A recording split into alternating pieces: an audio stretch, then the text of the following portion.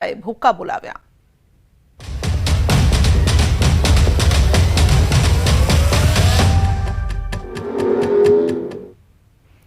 ડાંગમાં અતિ ભારે વરસાદ અને તારાજીના દ્રશ્યો સામે આવ્યા છે। જિલ્લામાં ભારે વરસાદના પગલે ઠેર ઠેર પાણી ફરી વળ્યા છે। પૂર્ણા નદીના પૂરના પાણીએ મચાવી છે તબાહી। તો માછડી ખાતર ગામ નજીક નદીના પાણીએ તબાહી મચાવી છે। માછડી ખાતર નદીના કાંઠે દુકાનો અને ઘરમાં પાણી ઘૂસી ગયા છે। તો આ ગામ નજીક પૂર્ણા નદીએ કાંઠે પાર્ક કરેલા વાહનો પણ નદીમાં ડૂબી ગયા છે। પૂર્ણા નદી તોફાની બની છે અને સર્વત્ર આપ જોઈ શકો છો વિનાશના દ્રશ્યો પણ સામે આવી રહ્યા છે। અતિ ભારે વરસાદ અને તારાજી સર્જાય છે। જે વાહનો પાર્ક કરેલા હતા તે પણ તેમાં ડૂબી ગયા છે। કોઈને અંદાજો પણ ન હતો કે આટલું પાણી આવશે। એક તરફ વરસાદ વરસ્યો છે, બીજી તરફ ઉપરવાસમાંથી પણ પાણીની સતત આવક થઈ રહી છે, જેના કારણે નદી કાંઠાના જે વિસ્તારો છે તે અત્યારે જળમગ્ન થઈ ગયા છે। કેટલી જગ્યાએ ઘરની અંદર પાણી ઘૂસી ગયા છે, ક્યાંક ખેતરો જળ તરબોળ થઈ ગયા છે। તો નદી કાંઠે પાર્ક કરેલા વાહનોએ પણ જળ સમાધિ લઈ લીધી છે। ડાંગ જિલ્લામાં ભારે વરસાદ છે। વઘઈ તાલુકાના બાજ ગામે પૂરે બગાડી છે સ્થિતિ। બાજ ગામે 7 થી 8 ઘરમાં ભારે વરસાદના પગલે પૂરના પાણી ભરાયા છે। બાજ ગામની પ્રાથમિક શાળાના શૌચાલય પૂરના પાણીમાં તણાઈ ગયા છે। પ્રાથમિક શાળાની દિવાલ પણ ધોવાઈ ગઈ છે। બાજ ગામના ખેડૂતોનો ડાંગર, નાગલી, અડદના પાકને વ્યાપક નુકસાન થયું છે। ખેડૂતોની સરકાર પાસે મદદની ગુહાર છે કે આ જે નુકસાની થઈ છે તેનું વળતર આપે।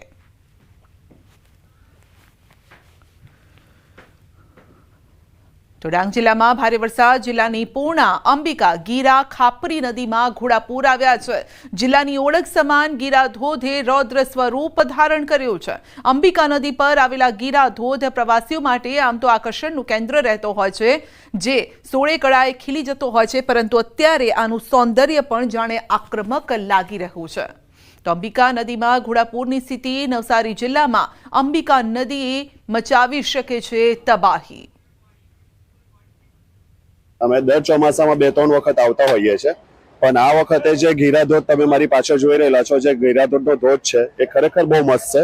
રસ્તામાં થોડોક રસ્તા તૂટેલા છે, સાચવી નાવાનું, પણ સરકાર બહુ સારી કામગીરી કરે છે।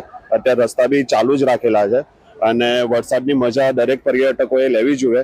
ડાંગ જિલ્લામાં ભારે વરસાદ અબ ફાટ્યો હોય તેવો માહોલ। છેલ્લા 24 કલાકથી અવિરત વરસાદ ગુજરાત સરકાર હવામાન ખાતા અને હવામાન નિષ્ણાતે પણ દક્ષિણ ગુજરાત અને નવરાત્રીના કાળ સમય દરમિયાન ભારે વરસાદની આગાહી કરી હતી, જે અંતર્ગત ડાંગ જિલ્લાની ઓળખ સમાન ગીરા ધોધ એ રૌદ્ર સ્વરૂપ ધારણ કર્યું છે। અંબિકા નદી પર આવેલો વધુ સ્થિત ગીરા ધોધ એનું રૌદ્ર સ્વરૂપ ધારણ કર્યું છે।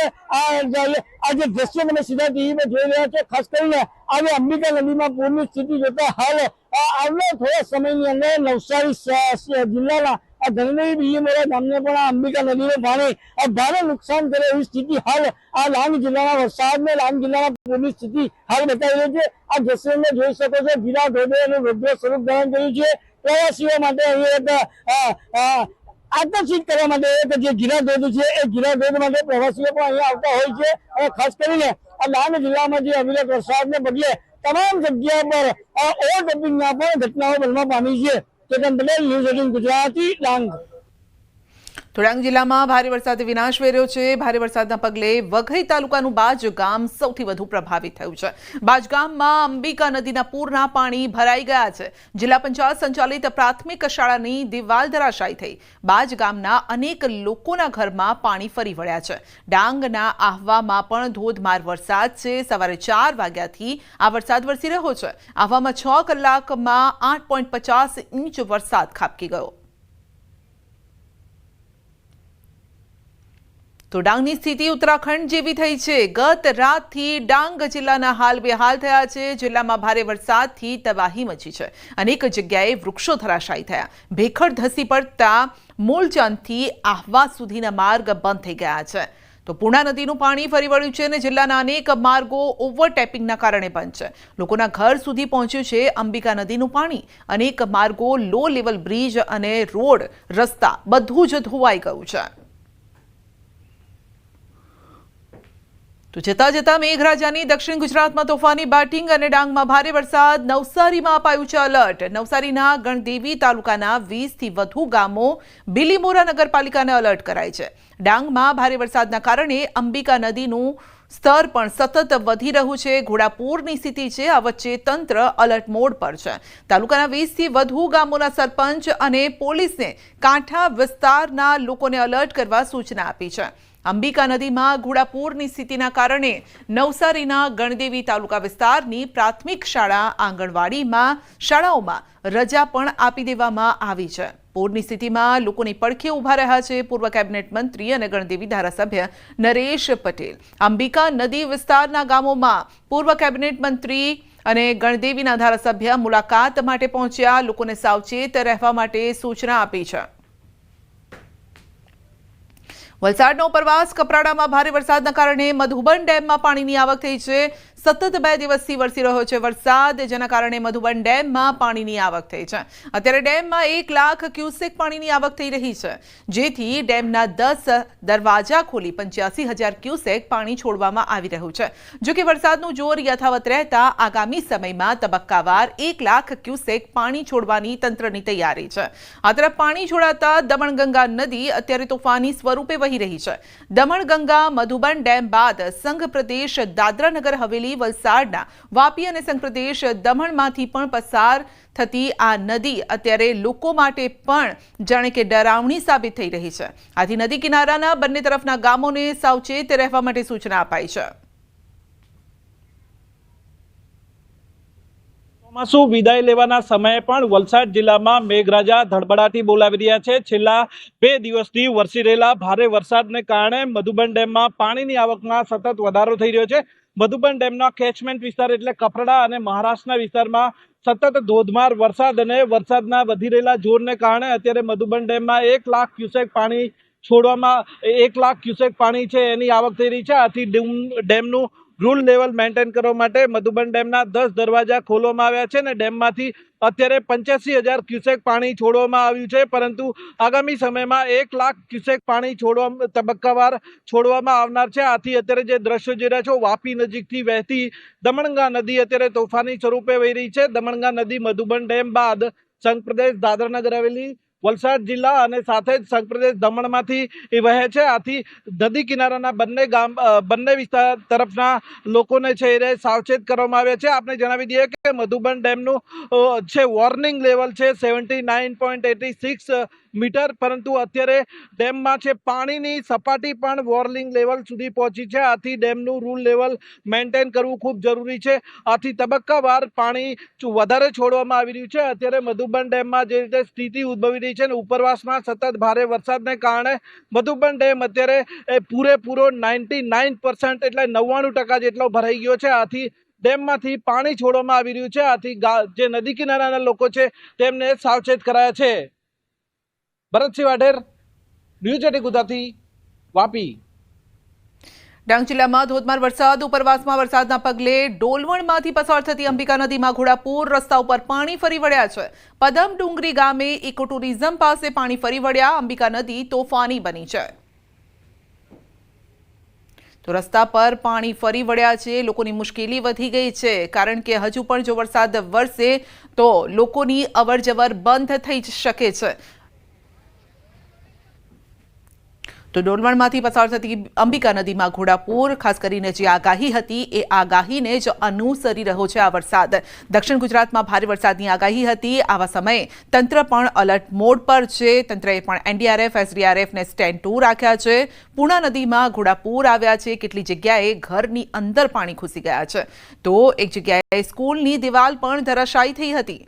આવામાં પણ 6 કલાકમાં 8.5 ઇંચ જેટલો વરસાદ વરસ્યો છે. નવસારીના ગણદેવીમાં પણ એલર્ટ આપ્યું છે. કેટલીક જગ્યાએ સ્કૂલોમાં પણ રજા જાહેર કરાઈ છે.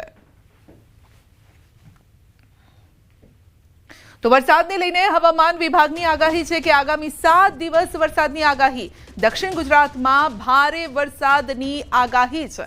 અન્ય જિલ્લામાં પણ સામાન્યથી મધ્યમ વરસાદની આગાહી છે. ભરૂચ, સુરત, નવસારી, વલસાડ, ડાંગ, તાપીમાં પણ ભારે વરસાદની આગાહી કરાઈ છે. અમદાવાદમાં સામાન્ય વરસાદની આગાહી છે તો 27 થી 29 સપ્ટેમ્બર વચ્ચે દક્ષિણ ગુજરાતમાં ભારે વરસાદ થઈ શકે છે. આજે થંડરસ્ટોર્મની પણ આગાહી છે. 30 થી 40 કિलोमीटर ઝડપે પવન ફૂંકાઈ શકે છે. आने वाला अगले 7 दिन के लिए 23 से लेकर 29 सितंबर तक इसमें हल्का से मध्यम बरसात का संभावना रहेगा और हेवी रेनफॉल का वार्निंग आज गुजरात रीजन में दिया गया है. मेनली दक्षिण क्षेत्र जो जिला है जैसे भरूच, सूरत, डांग, नवसारी, वलसाड, दमन, दादरा, नगर हवेली के लिए और तापी के लिए दिया गया है. ये लो वार्निंग के साथ आइसोलेटेड प्लेसेस में हेवी रेनफॉल वार्निंग और थंडरस्टॉर्म का भी वार्निंग दिया गया है. गुजरात रीजन और सौराष्ट्र कच्छ दोनों रीजन में थंडरस्टॉर्म वार्निंग दिया गया है 30 to 40 किलोमीटर विंड स्पीड प्रति घंटा के साथ. और हेवी रेनफॉल वार्निंग फिर गुजरात रीजन में 27, 28, 29 को दिया गया है. वो भी आपका दक्षिण गुजरात की जो ज़िला है उसी में होने का संभावना रहेगा. अभी जो थंडरस्टॉर्म फिशरमैन वार्निंग डे 5 के लिए दिया गया है. इसमें wind speed 40 to 50 kilometre, gusting to 60 kilometre प्रति घंटा स्क्वाली वेदर के साथ रहेगा. दक्षिण गुजरात की जो तटीय क्षेत्र है इसके लिए पूर्वानुमान दिया गया है. સુરતના વેસુ વિસ્તારમાં સુવર્ણ નવરાત્રી મહોત્સવમાં બજરંગ દળની કાર્યવાહી. નવરાત્રી પંડાલમાં વિધર્મી મુક્ત અભિયાન અંતર્ગત ચેકિંગ હાથ ધરાયું. ઢોલ વગાડતા કલાકારો અન્ય ધર્મના હોવાનું બહાર આવ્યું અને સ્ટેજ પર વિધર્મી કલાકારોની ઓળખ કરી પંડાલની બહાર લઈ જવાયા. બજરંગ દળ વિધર્મી મુક્ત નવરાત્રીની વાતો કરે છે, પરંતુ બજરંગ દળની વાતને એક કાનેથી સાંભળી બીજા કાનેથી બહાર કાઢી વિધર્મીઓનું બેન્ડ રાખવામાં આવ્યું. એક બે નહીં 15 વિધર્મી કલાકારોને રાખવામાં આવ્યા. આયોજકોને અગાઉ બેન્ડ બદલવાનું કહેવા છતાં બજરંગ દળની વાતને નકારી અને સાથે જ ગરબા આયોજનના મુખ્ય સ્પોન્સર બજરંગ દળ અને વીએચપીના પ્રમુખો હોવાનું પણ સામે આવ્યું છે. તો શું બજરંગ દળ વિધર્મી મુક્ત નવરાત્રીની માત્ર વાતો કરે છે? માં અંબાની આરાધના એટલે કે નવરાત્રિ અને નવરાત્રિ આવતાની સાથે જ હિન્દુ સંગઠનો એક્ટિવ થાય છે અને વિધર્મી મુક્ત નવરાત્રિની મોટી મોટી વાતો કરે છે. દર વર્ષે સુરતમાં પણ આ જ પ્રકારે વિશ્વ હિન્દુ પરિષદ હોય, બજરંગ દળ હોય, તમામ લોકો રસ્તે ઉતરે છે અને વિધર્મી જો નવરાત્રના સ્ટેજ ઉપર સિક્યુરિટીમાં દેખાશે તો તેમના વિરુદ્ધ કાર્યવાહી કરવાની મોટી મોટી વાતો કરવામાં આવે છે. સુરતમાં પણ આવું જ કંઈ બન્યું છે ગઈકાલે. આવો જે કાર્યકર્તાઓ છે આપણે એમના જ મોઢે સાંભળે કે શું ઘટના હતી. પહેલાં તો આપનું નામ? પ્રતાપ રાજપુરોહિત, બજરંગ દળ અઠવા જિલ્લા સંયોજક. પ્રતાપભાઈ, શું ઘટના બની હતી કાલે? કેમ વિરોધ કરવા પહોંચ્યા હતા?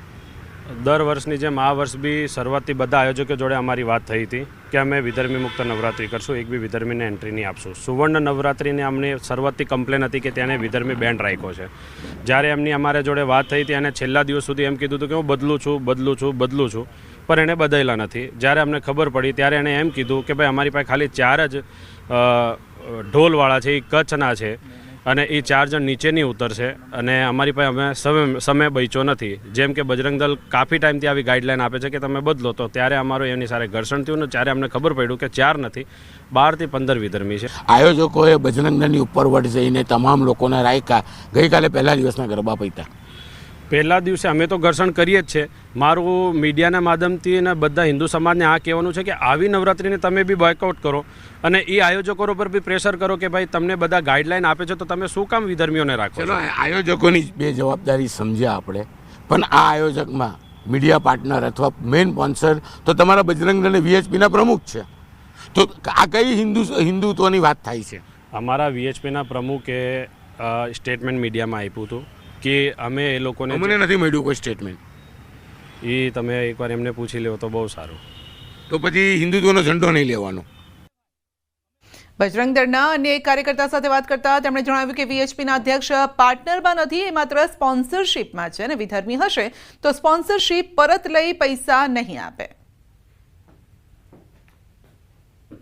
બરોબર છે. જે નવરાત્રિનું આયોજન છે તમારા પ્રમુખ જ ત્યાં મેઇન સ્પોન્સર બનીને બેઠા છે, તો એને નથી ખબર?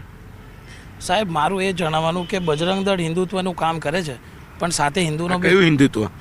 પ્રમુખ છે તે વિધર્મીઓને સપોર્ટ કરે છે. તમારી વોર્નિંગ આ વર્ષે નથી, છેલ્લા 10 વર્ષથી વોર્નિંગ હોય છે. તે છતાં આયોજકોએ વિધર્મીઓને સ્ટેજ પર લાઈન બેહાડે, 1, 2 નહીં 15. અમારા VHPના જે અધ્યક્ષ છે ને એ આયોજકોમાં એ પાર્ટનરમાં નથી, એ સ્પોન્સરશિપમાં છે. સ્પોન્સરશિપને જ્યારે કોઈ એક લિસ્ટ આપવામાં નથી આવતું કે અમારી પાસે આ બેન્ડ આવશે કે આ આવશે કે તે આવશે, પણ એ લોકોએ આ સ્પોન્સરશિપ આપી છે, એ લોકોએ ધંધાકીય આપી છે. એટલે આમાં એ લોકોને જાણ ન હતી, પણ એ મીડિયાના માધ્યમથી બી જણાવ્યું છે કે ભાઈ આમાં મેં રાખ્યું છે, એમાં મને ખબર નથી, અને હશે તો હું એના પૈસા નહીં આપીશ, મારી સ્પોન્સરશિપ પાછી ખેંચીશ. બિલકુલ. આ કાર્યકર્તાઓ ગઈકાલે પહોંચીને ચોક્કસ હિન્દુત્વનું કામ આ કાર્યકર્તાઓએ કર્યું છે, વિધર્મીઓને સ્ટેજ પરથી ઉતાર્યા છે. પણ સૌથી મોટો સવાલ એ થાય છે કે નવરાત્રિ આવતા જ હિન્દુ સંગઠનો એક્ટિવ થાય છે, વિધર્મીઓ સામે મુહિમ ઉપાડે છે. પણ મુહિમનો અર્થ શું કે વોર્નિંગ આપ્યા બાદ આયોજકો વિધર્મીઓને સ્ટેજ પર વગાડવા બેસાડે છે, અને હિન્દુત્વના જ આગેવાન છે તે આ સમગ્ર ગરબાના સ્પોન્સરને મીડિયા પાર્ટનર બની જાય છે. એટલે હિન્દુત્વની વાતો જ કરવી સારી લાગે છે, કામ કરવું નથી યોગ્ય. માત્ર નવરાત્રિ આવતા જ હલકી પ્રસિદ્ધિ મેળવવા હિન્દુ સંગઠનો બજારમાં રસ્તા પર ઉતરીને પ્રસિદ્ધિ મેળવતા હોય તેવું આ ઘટના પરથી સ્ફલિત થાય છે. કેમેરામેન જીગર ગુગલ સાથે કીર્તેશ પટેલ, ન્યૂઝ 18 ગુજરાતી, સુરત.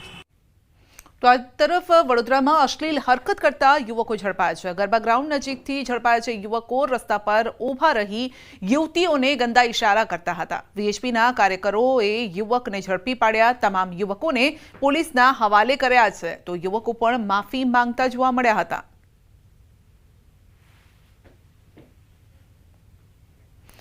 આ તરફ વડોદરામાં ગરબામાં વિધર્મીઓના પ્રવેશને લઈને VHP બજરંગ દળ મેદાને LVP ગરબા ગ્રાઉન્ડમાં પાસ તેમજ સ્ટોલની ફાળવણી વિધર્મીને કરાતા વિવાદ સર્જાયો છે. ખાણીપીણીના સ્ટોલ પરથી વિધર્મીને બહાર કઢાયો.